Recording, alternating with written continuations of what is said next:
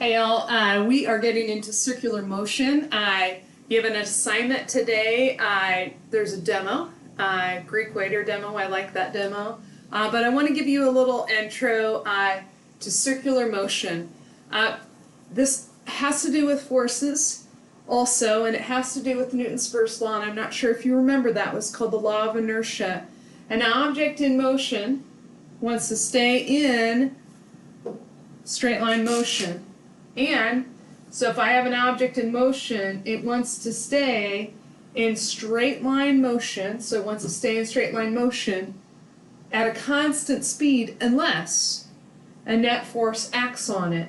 Now, I could get it to change from constant motion to changing motion, like from constant velocity to changing velocity if I applied a force to it, and then it would change its velocity. So a net force caused it to increase, right, its speed. Or I could put a force, right, on the other side of it, right? If it's already moving, I could apply a force this way and I could slow it down. I could change its velocity again. Again, an object in motion wants to stay in straight line motion at a constant speed unless a net force acts on it. Also, conversely, like an object at rest, no velocity, right? Just sitting there. It's going to stay at rest unless, right, a net force acts upon it. Once that force acts upon it, it's going to move in straight line motion, right? Then what it'll go at a constant speed in straight line motion unless a net force acts on it. So instead of if a ball is in motion and we apply a force in line with that motion, today what we're going to look at is what happens if I've got something going in one direction, and then I add a force that's not in line with it anymore. Okay, that's not in line with it anymore. So we'll kind of come over to this direction.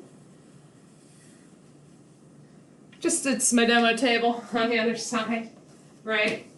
My basketball is going to move in straight line motion, right? Unless a force acts upon it, right? So right now, what forces do I have? I have force of gravity, force normal, and it's perpendicular to the motion, but they're balanced, so I don't have any net acceleration.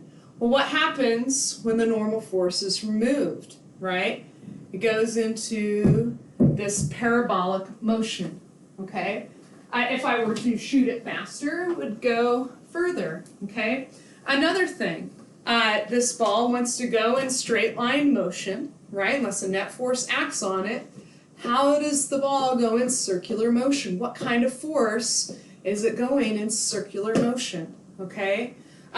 Your homework assignment is just going to have you think of different things that go around in circles and what force causes them to remain in circular motion, okay? So I've got a demo of that. It doesn't give any answers, just a different demo. It's all particles. What causes all particles to move in circular motion? If there is circular motion, what force is acting upon it? So that's your assignment. I'll have them listed off, the different forces we have. It's not limited to those forces, just the forces that we've talked about.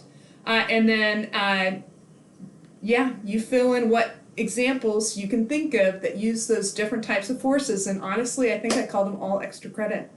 So if you can list off 5, you get extra credit for those. I might even do a double extra credit for something that's just a little different, okay? Maybe something that we talked about but we haven't explored as far as mechanics, but maybe something with fluid dynamics, okay? All that to say, you got your intro, circular motion, how it's different than straight line motion, and I want you to think about your force types and find examples that go with those, all right? That's your assignment.